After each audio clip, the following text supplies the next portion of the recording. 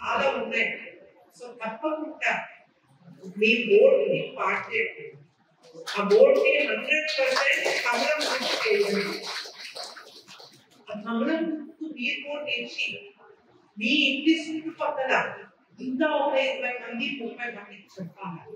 ఎందుకంటే మీరు అందరికి గెలిపించి గెలిపించి ఢిల్లీకి పోతే ఆయన అక్కడ కొట్లాడి తెచ్చుకునేది ఆయన సొంత కొరకు కాదు. ఆయన ఇంతవరకు ₹1 మన ప్రభుత్వం ఉంది, ఆయన సొంతంగా వాడట్లేదు.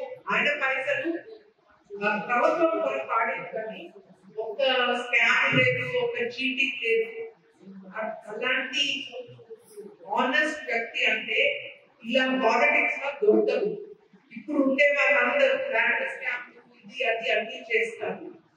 సో ముఖ్యంగా మీరు ఇది ఒకటే మాట, మీరు గుర్తు చేసి అన్నది గెలిపించి అక్కడ మోడీ గారిని గెలిపించి మనకు ఒక మంచి అభివృద్ధి జరుగుతుంది.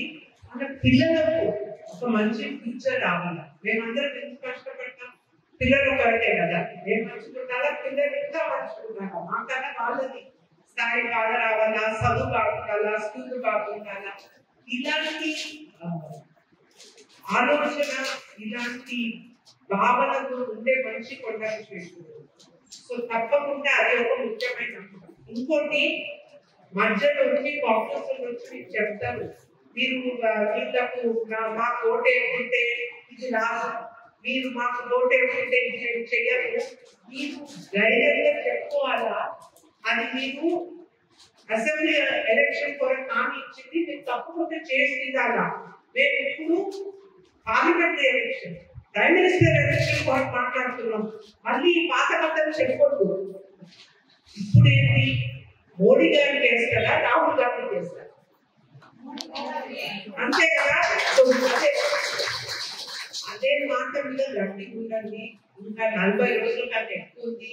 అందరు ఏమేమో చెప్తారు, మీరన్నీ కాకుండా మోడీ గారికి గట్టి చేయండి.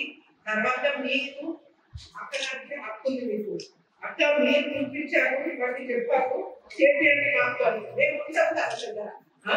సో అది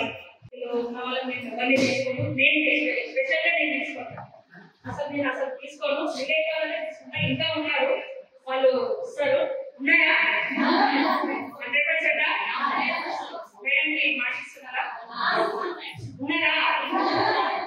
ఇక్కడ అందరూ మీరు ఒక్కరోజు అనేసి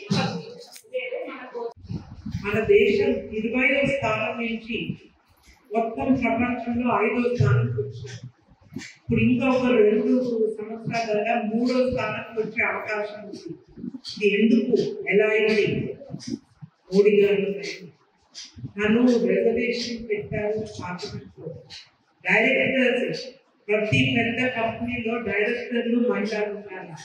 మహిళలకు పానీ సఖి అని ప్రతి ఒక్క గ్రామంలో, నార్త్ ఇండియాలో చాలా మటుకు ప్రతి గ్రామంలో ఆ నీళ్లు ఎట్టుకోవాలని ఎట్టుకోతుంది. అది పానీ సఖి అని చెప్పి ఒక స్కీమ్ వేశారు. మన ఆశా వర్కర్లు వాళ్ళు కూడా మహిళలే. ఇలా 6 లక్షల మంది మహిళలకు ఆశా వర్కర్ ద్వారా ఒక అవకాశం ఇస్తుంది. వాళ్ళకు సంపాదన వస్తుంది, వాళ్ళకు ఊళ్ళలో కూడా వాళ్ళకు ఒక మర్యాద ఉంది దీని ద్వారా. సో ఇలా మోడీ గారు చాలా స్కీమ్ పెట్టి మహిళలను పైకి తీసుకురావాలి. ఇప్పుడు మొన్న క్రితం మన కాంగ్రెస్ గవర్నమెంట్ గెలిచింది కదా. స్వచ్ఛ భారత్ ద్వారా మన స్కూళ్ళలో పిల్లలకి, ముఖ్యంగా మహిళల ఆడపిల్లలకి బాత్రూమ్ తెలియాలంటే చాలా ఇబ్బందులు ఉంటాయి. వాళ్ళకు బాత్రూమ్ కొనికే దొరకదు లేక చాలా ఇబ్బందులు పడి చాలా మంది అమ్మాయిలు బట్టలు మానేసినటువంటి సంఘటనలు ఎన్నో ఉన్నాయి. తెలుసా మీకు? పోతే శారీరకంగా, మానసికంగా, మెంటలీగా అమ్మాయిలు చాలా సఫర్ అయ్యి ఎన్నో రోగాలకి ఇబ్బంది పడి చాలా మంది చదువు మానేశారు. కాబట్టి అట్లాంటివన్నీ దృష్టి పెట్టుకొని కొండ విశ్వేశ్వరరెడ్డి గారు స్వచ్ఛ భారత్ ప్రోగ్రామ్ లో చాలా స్కూళ్లలో బాత్రూములు పంచుకున్నారని స్వయంగా ఆయన వెళ్ళి కఠినటువంటి సంఘటన మన దగ్గర ఉన్నది. ఎవరైనా నడుపుతారా ప్రజాప్రతినిధులు? ఆయన వారం రోజుల పాటు గవర్నమెంట్ స్కూళ్ళలో వెళ్ళి అమ్మాయిల కోసం, ముఖ్యంగా అమ్మాయిల కోసం బాధను అర్థం చేసుకొని ఆయన బాత్రూమ్లు క్లీన్ చేసి ఆయన చూసి ఇంకో 10 మంది వచ్చి ఇప్పుడు చాలా మంది దాదాపు 200 స్కూళ్ళలో 200 రోజు బాత్రూమ్ క్లీనింగ్ చేస్తున్నారు ఆయన సొంత డబ్బులతో. అదేవిధంగా ధర్మసాగర్లో కూడా మనం ఒక 60 మందికి స్టిచ్చింగ్ మేడం సహకారంతో మన జస్టిస్ కొండా మాధవరెడ్డి ఫౌండేషన్ ద్వారా 60 మంది ఇప్పుడు సొంతంగా రోజుకి 500 సంపాదించుకుంటారు. వాళ్ళకి 60 మందికి ట్రైనింగ్ ఇప్పించాం. ట్రైనింగ్ ఇప్పించి వాళ్ళందరూ ఇప్పుడు కుట్టుకుంటారు. వాళ్ళు వేరే కంపెనీలకి షాపులలో కూడా వేయడం జరుగుతూ ఉంది. అట్లా చాలా కార్యక్రమాలు మన సంస్థ ద్వారా